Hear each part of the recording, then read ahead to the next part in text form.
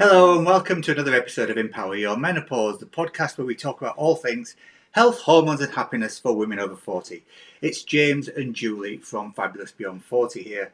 And before we dive into today's episode, we just want to tell you about something that we're really excited about. That's our brand new, totally free, you don't have to pay to join, 360-degree Feel Better Challenge. And that's going to kick off on September the 15th. So, summer's over, the kids are back at school, routines are settling in again. It's the perfect moment to start focusing on you, and that's exactly what this challenge is designed to do.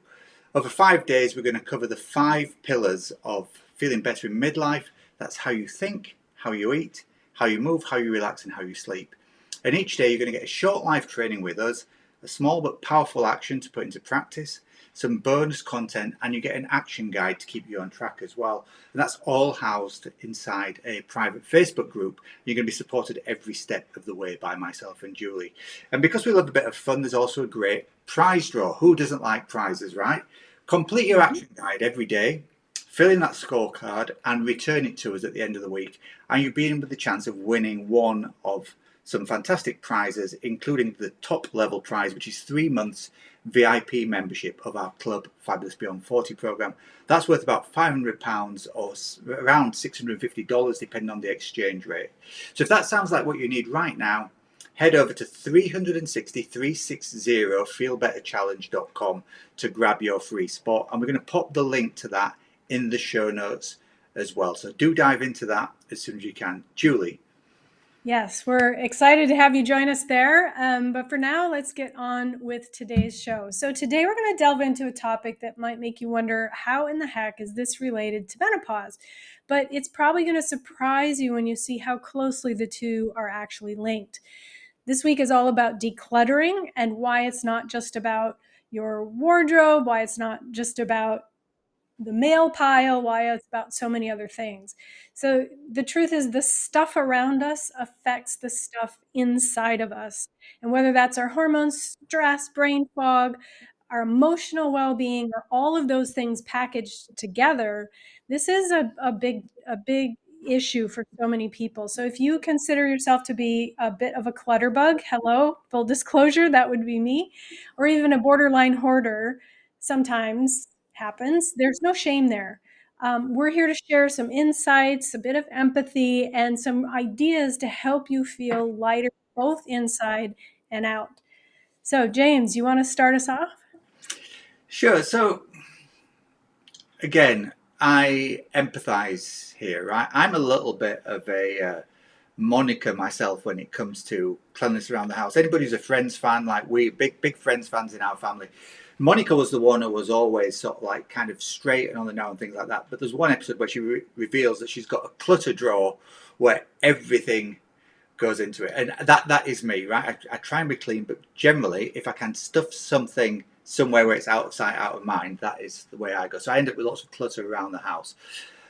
So, as Juli said, this is not about trying to delve into anybody or throw any shade on anybody or anything. But the truth is that there's loads of research that shows that clutter reduces the ability to focus, it increases stress, and it leads to what scientists call cognitive overload. So really, sort of like just your mind being full of clutter as your house might be. And there's a really great study by UCLA, that's University of California, Los Angeles. It's in LA, of course. So, of course, they would have a department called the Center of Everyday Lives of Families. And, they do some really good research. This piece of research is a little bit old now. I think it was 2012, 2013, but it still holds today and still often quoted. They found there's a link in midlife women between a high density of household objects, that's what they call clutter scientifically, and elevated cortisol levels. Now, that's the stress hormone that we talk about a lot. And we always say that stress is the enemy of women in the menopause transition. So the women who took part in this study, who described their homes as messy or chaotic, they had higher cortisol levels. So just the act of living in a house that had some clutter in it actually had a really strong link to those higher cortisol levels, and also therefore a link with depressed mood as well. So it shows that clutter doesn't just reflect the stress that might be going on in your life, but it actually contributes to it, and that can turn into therefore a spiral that can impact on your mental well-being. And then of course you tie that into that hormonal roller coaster of midlife as well. And our ability to tolerate stuff goes down as stress, the menopause transition increases, and as estrogen drops. So that is even an extra contributing factor as well into all this. The truth is that when this is going on, your brain never really gets a break. And if you think about it, there's almost like a decision fatigue that goes on. I know that we see this a lot in our house. As I said, I like to sort of like try and do clear outs every so often. My wife is much more of a hoarder. She likes to hang on to things that have got an emotional attachment to her. We were clearing out our cellar. I'll go into that a bit later on the other week. But she found a map book of the UK. We call it an A to Z here in the UK. That was in the first car that she owned when we first met each other. Now this book is falling to pieces. All the pages are coming out. Who uses an actual physical map book anymore? She would not let it go during this clear out stage. But we had a long chat about it, and that is kind of like an element of decision fatigue, because every time you see something that is cluttered or lying around the house, you've got a decision that is usually unmade. So do I have to keep it? If I do keep it, where does it go? Why have I not dealt with it yet? And all those sort of like small decisions can just accumulate and take away from your mental capacity, take away from your mental energy, make all other tasks around the house, around decluttering, seem even greater and more daunting than what they are. So particularly if you're already dealing with high levels of stress, if you're dealing with high levels of anxiety, high levels of depression, that added mental load can be really debilitating. So it's something that we really need to delve into, I feel, at least, if we can. And we're not talking about trying to do everything perfect here. You don't have to go around after this episode sprinkling the whole house, put everything away, take everything out to the dumpster or whatever it may be. But I know, Julie, you call this visual noise, don't you? This one term you use that I really like. So why don't you just give us your take on it? Yeah, and this is something I have to deal with pretty frequently myself. And I find that the more stuff there is around us, I call it visual noise because it's distracting. It's pulling your attention. It's filling your your visual space and your brain with all of the stuff that's there. There's a reason that European styles seem to be so much more calming. And you don't have to go minimalist. You don't have to KonMari, as they say, your entire house to do this. But even those who have these collections of knickknacks and things, even that can contribute, because there's something there that's constantly saying, handle me, handle me, handle me, handle me. And it feels overwhelming when you already have so much going on in your life. And I know that myself and many other people I talk to, my environment often is a reflection of what's going on inside my brain. So when I'm overcommitted, when I have trouble saying no to things, when I want to do all the things and I get myself almost paralyzed, when I look around me, my workspace is piled up with stuff. And, we're in the process of getting prepared to move sometime in the next 6 months. And we have a very large house right now where we live, and we're moving into a smaller house, and we're going to have to be getting rid of a lot of things. And we've been having these discussions as well, because sometimes there is a romantic or emotional attachment to something, but we need to look at this from a physical perspective and help re-regulate our nervous system, because that's really where this is all going on, creating that cortisol spike. And when we're in that constant stress loop, it even takes blood and circulation and body functions away that need to be happening. So our digestion isn't as good because we're stressed. Our brain thinks we have to deal with that stress, right? The attack of the tiger, whatever it is. So we're constantly trying to escape the emergency situation. So we don't digest as well. We don't repair and restore as well. We don't sleep as well. And all of the other things that go along with high levels of stress. And this research studies, they talk about tidying up being a somatic signal of safety. Now that's fancy science speak for just making you physically feel better. And when you can get a little bit better control over your environment, your space, it does help to lower your cortisol. It helps to regulate your nervous system. You can feel more in control and take that deep breath and just have a moment of, right? Because we don't need more stuff.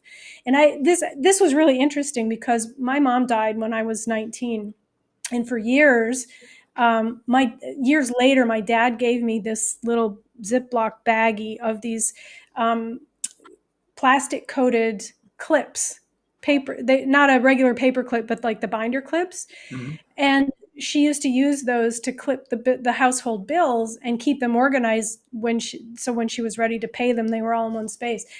And he gave those to me, and I hung on to them for I don't know how many years. I never used them because they were mom's.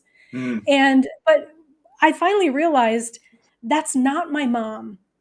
I don't have a particular memory attached to those. I was hanging on to them because it was something that was hers that I thought for some reason I needed to keep. There's so many things like that we do to ourselves on a daily basis. So when we can feel a little bit better in control, and it could just be one tiny corner of your space, but it just helps you feel so much more powerful, especially at a phase of life where so many things feel like they're Mm-hmm. beyond our control, right? So we don't need to be spotless. We don't need to do anything. I think just doing a 5-minute reset, which is actually something I'm doing right now because my workspace has gotten a bit cluttered lately, and that's just set the timer for 5 minutes, clear out a pile, a drawer, a stack, or reorganize. Just do that 5 minutes. It's amazing how much better even that thing can help you feel. And I'm going to do that with a favorite podcast in the background. These are ways to make it sort of rewarding. Mm. Yeah, because it is a really emotional thing. Yeah. I think that sense of control is a real strong point to just talk through a little bit. At a time when it can feel that so much is out of a woman over 40's control, because the truth is you can put lots of stuff in place from a lifestyle perspective that will help with support your hormonal balance, but you can't really do anything physically about what's going on internally. And that is why so many women, I think, feel out of control at this time of life. So controlling the stuff that you can control is a really powerful thing, right? And if that is just spending 5 minutes to tidy your desk so that your work environment feels calmer, Lord knows all of our work is getting more and more stressful, right? Prices are going up, the cost of living goes up, wages are pretty stagnant for most of us, and income is pretty stagnant. That adds an extra stress level to work. Work is harder to come by for many people, particularly people who might be freelancing when it comes to work and things like that. And so there's so much other stuff that you can't control, putting some kind of calmness back into an environment can be really, really helpful. So it could be your desk, it could be your kitchen. If you've got a better idea of what's in each drawer, does that help you make better food choices? I know that one space that really goes out of control in our house in the kitchen, well, two spaces actually. One is the kids' snack drawer, because they get given shit all the time, pardon my French, and that ends up getting dumped in there, whether they go around to a friend's for a party and they're given some gummies or something like that. Suddenly that starts to spiral out of control. And the other one, sadly, is our spice drawer. We use loads and loads of spices, but like many people, you often get a new recipe and it calls for a spice, you go and buy that spice, then you don't use it for about 6 years. So it's just stuck to the back constantly, right? And so decluttering, throwing out the old stuff, going through your freezer and dumping the stuff that's out of date, going through the kids' snack drawer, removing the stuff, donate it to a food bank if need be, or whatever. But getting rid of all that clutter around it can actually help you make better choices, because even if the kids' snack drawer is 10% healthier, that means when you are tempted to delve into the kids' snack drawer, you've got a better chance of picking up something that won't be as, let's say, unhealthy in inverted commas, or or be working against your goals. So I think it's Yeah. really, really important to just control things where you can. And as you said, it's not about being spotless. It's just about trying to reduce some of the overwhelm. So like you said, 5 minute reset, pick a small space and work on it. And I suppose the other thing to talk about really is, where does this all come from? Where's our want and need to hang on to stuff? You talked about your mum's paper clips there. I know that for many years, I've shared this story before, but I was estranged from my father for 10, 15, 20 years of my life growing up. And when he'd been estranged from his father, but when his dad died, his dad left a couple of old electric shavers, those with the three heads on from the 1970s, in a box. And my dad had picked those up from his house. I only met my granddad once. I held onto those two shavers for the next 20 years. And I had nothing but, like the little sort of like greyness of the bristles in the shaver that were there. That was the only sort of like contact that I had with my granddad, or memory of my granddad. I'd only met the guy once when I was about five or six, and I realised I was holding on to these things for no reason at all, because I had zero memory of him. So what did those two objects mean? I shared before the story of my wife with her A to Z map. Things that we feel have some kind of emotional connection to, or we feel some kind of guilt or grief or sense of identity around it, are things that we tend to hang on to massively. Um, Clothes that no longer fit us. How many people have got something in their wardrobe that they wore 15, 20 years ago, and they're keeping it there for the day that they lose some weight in the future, that miracle day that is never going to come, Yeah. or or is going to be very hard to come by because their bodies have changed shape and form since they were younger, and therefore it's there. And not only is it acting as clutter in that wardrobe, but it's also a negative reminder, because every time you go into the wardrobe to open it up and pick and look at that item of clothing, you're reminded that you're not 18 or 20 or 25 anymore, right? So Yeah. on top of the physical stuff, of course, you've also got all the mental stuff as well. What other decluttering can you do from an emotional point of view? Relationships, your beliefs, your identities. This is a time of life where things reset biologically for a woman, and therefore it's a great time. We're often told that this is a negative point in life, it's the beginning of the end, when really it's just another new beginning. So if this is a threshold, if this is a point where things are changing, what are you going to take with you? What serves you and what doesn't serve you? So it's a simple question, but with quite difficult answers when you get down and think about it. But I think it is worth just thinking about. So what can you let go of? What does your future want to feel like? Do you want it to be cluttered with both the physical and the emotional stuff of the first of your life, or is there some of that stuff that you can get rid of? Um, Talked a little bit about both of our personal experiences. Any other decluttering stuff you want to share, Julie, before we move on? Yeah, actually, this is brought to mind because we think about the emotional connection, and we think about sometimes we feel guilty about things. We feel maybe shame around relationships, and we hang on to those things thinking it's somehow going to repair. Stuff is just stuff. It's not people. It's not memories. It's not emotions.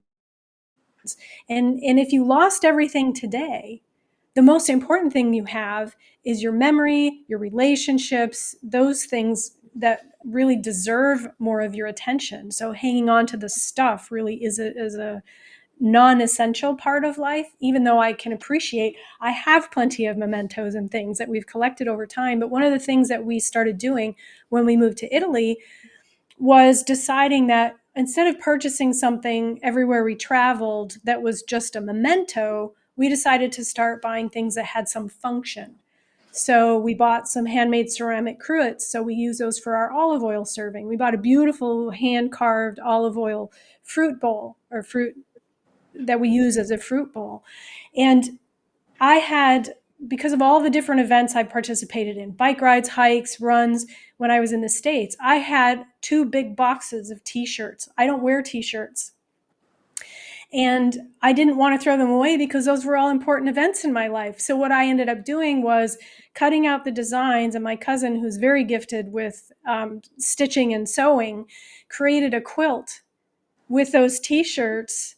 So Nice. now I have that on our guest bed, and I get to look at that and enjoy and remember, and it serves a purpose rather than hanging on to those boxes of t-shirts that I never wore. My grandmother had hand quilted and hand cross stitched 2 gorgeous quilts that I remember from when I was old enough to remember, that were on hers and my granddad's beds. And I inherited those 2 things. Again, they were sitting in plastic sealed bags and serving no real purpose. And I didn't want to use them because they were so old and falling apart. They're probably 70 years old now. But having pillows made out of those designs gives me the chance to display the beautiful handiwork that she did, and have something useful at the same time without taking up more space of storage space in the basement. So doing those things just gave me such a sense of lightness and freedom. And as I go around the house, again, preparing for a move in the, next 6 months or so, I'm thinking about all of these things. What do I really need and want? I just found, though, being able to do something like that made the decluttering feel good, and I could still hang on to things that I had an emotional attachment to without Mm, just being stuff that's stuck away somewhere. And I know in the US, because the houses are big, closets, attics, basements, people even rent storage facilities to keep all their stuff in. 9 times out of 10, they don't even know what's in there. mm, So when you think about the cost, you think about the monetary cost of storing that stuff. I mean, how much does a house cost per square foot, right? It's a lot. And you're paying for every single thing that you're storing. And then on top of it, you add the emotional part of it. And that stress can accumulate over time. So finding a way to really make those things have meaning and purpose, I think, is a good way yeah, to yeah. use it. Yeah, And I think if decluttering sounds like quite a strong word sometimes, sure. doesn't it? So, you might want to think about this as an editing process. So I had to go up into our attic the other day. Martha and Gracie, our 2 daughters, from when they were little, we've kept almost everything related to their lives. So I went up there and they've got tons of boxes, some with Martha on them, some with Gracie on them. And I opened a couple of them up because I was looking for something else. And I realised there's so much stuff in there that really will have no emotional attachment for them. So we've got every single birthday card from both of their first birthdays. Now they might want to keep those because Mhm. it was their first birthday and it's quite significant. But maybe by the time you get to 3 or 4, because we've kept every single birthday card from every single birthday, there's some there that they could just think, you know what, I want to keep the ones from mum and dad, I want to keep the ones from my grandparents, I want to keep the ones from my aunts and uncles. And really, the friend that I used to have in kindergarten that I've not seen for 20 years, because by the time they get to do all this stuff, they'll be in their 20s themselves. Maybe then that is stuff that we can edit out. So my plan is to go up into the attic and do some editing there. But then the other thing Mm. that I think about as well is I realised about 3 or 4 weeks ago, Laura and we went and did a huge clear out of our cellar. Our cellar had become a real dumping ground for everything. Camping equipment, beach equipment from summer holidays, the stand-up paddleboard, the boxes that we take the cats to the vets in, tables and chairs that weren't out in the garden anymore because a couple of them had broken.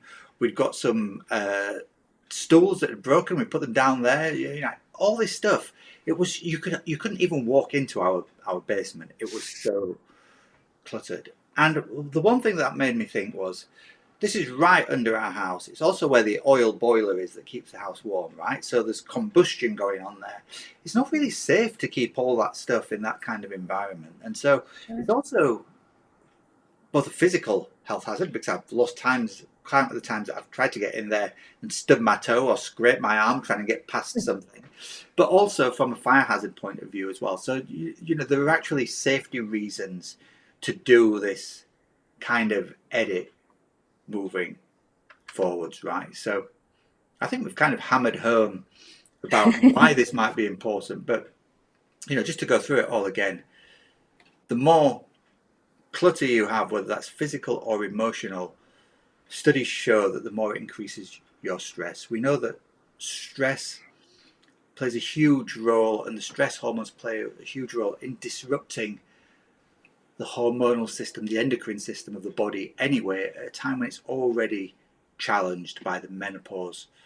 And so it is really an important aspect of managing life and managing stress moving forward. If you see it as a health practice rather than a chore, or a health and safety practice, as I just said, I think that's really, really important. I've said it several times, you don't have to become a minimalist. Create some space to breathe.